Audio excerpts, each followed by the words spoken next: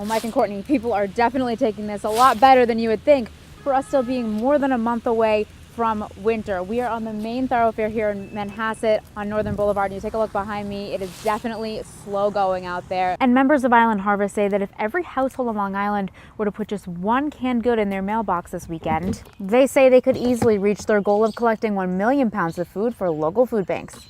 Friends and family were invited to trace the names of the loved ones they may have lost during the September 11th attacks, among the thousands listed here that were victims on that day. And even my car was damaged in the chaos last night. I live in East Northport, not nearly as bad as some of the other cars that had their windows knocked in, but if you come in and take a look in here, it looks like they tried to grab my side mirror. It was turned out when I came out this morning, and now it's hanging off a little bit here. We are here in Bethpage, a little further north from where we were, and as you can see around me, there is some snow accumulating on the sidewalks and on the grass.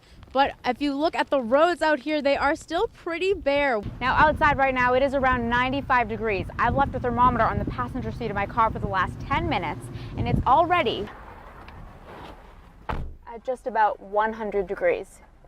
In here is my father's place, restaurant and lounge. It's not open for another 2 weeks, and it will have a fuller menu. As you can see, it's still a little bit under construction. But if we go across the hall,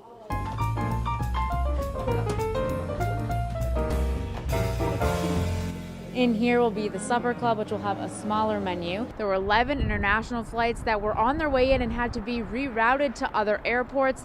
Port Authority says you should continue to check with your carrier as there are bound to be more delays into the night. This is Brittany Comack reporting for FiOS 1 News. Back to you. With over 95%,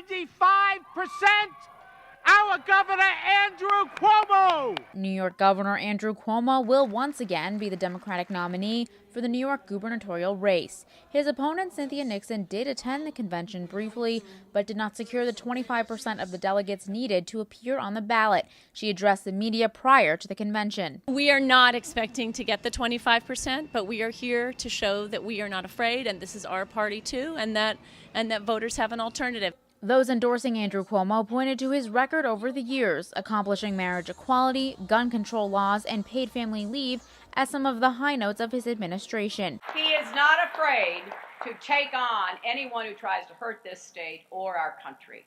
And I know he will continue to rally others to join this fight. Cuomo himself said today that New York State has and will continue to lead the nation on issues such as women's rights, gun control, and livable wages for working families. These are national progressive firsts.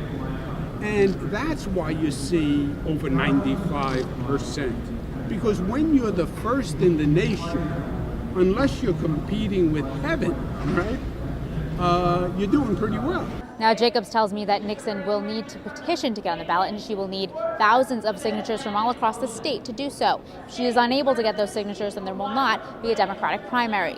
Governor Cuomo will speak formally at the convention tomorrow, as well as former Vice President Joe Biden. In Hempstead, I'm Brittany Comack, FiOS 1 News. Are you going to go swimming? No. Why not? Because Mommy and Daddy saw a shark.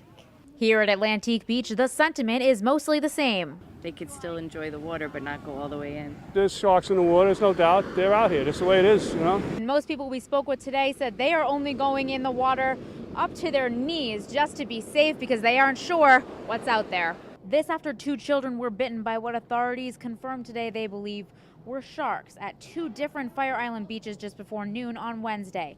12-year-old Lola Polina and a 13-year-old boy attending a Town of Islip summer camp. Officials say they believe the tooth pulled from the young boy's leg was from a sandbar shark. And those sharks don't like humans, but they were just in the surf zone looking for forage fish and probably a mistaken identity and maybe have bitten these children. Thursday morning, lifeguards tell us fishermen pulled in 2 sharks off of Atlantique Beach. This is video of another off Kismet being pulled in Wednesday afternoon. And another person fishing Wednesday at Atlantique just hours after those attacks tells us he hooked more than 1 large shark that broke his fishing line. Sharks, they're here every day, no matter if they happen to attack you or not. Whenever you're in the ocean, you're with a shark. Those spending the day at Ocean Beach say they are either keeping a close eye on things or staying out of the water altogether. We were pretty freaked out. It was kind of scary. Yeah, it was just a surprise. Like, sharks actually come this close. My daughter won't go in the water now. I don't want to be eaten by a shark, and it's not our habitat, and we shouldn't be swimming in it. On Fire Island, Brittany Comack, Vios 1 News. I'm just living in the moment. And today's moment for Sandy Rosen consisted of taking quite the leap of faith.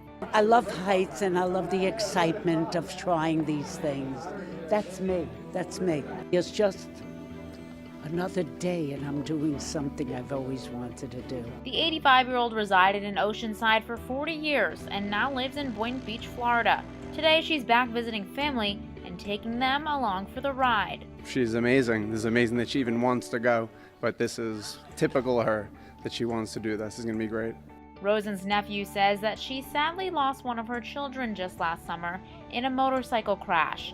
And though that undoubtedly changed her life, her zest for life is stronger than ever. Great inspiration. 85 years old, not having any fear in life. She's been through some tragedies in her life, which would get anybody else down, but she's seemed to overcome it all. And with admittedly no nerves getting into the plane today, she was all smiles all the way down. I'm great. Good. Love it. That was Tell me about the most awesome experience. Best of all, the free falling, that feeling I can do anything. I can conquer and do anything. That's the feeling I have. This is Brittany Comack reporting for Bios 1 News.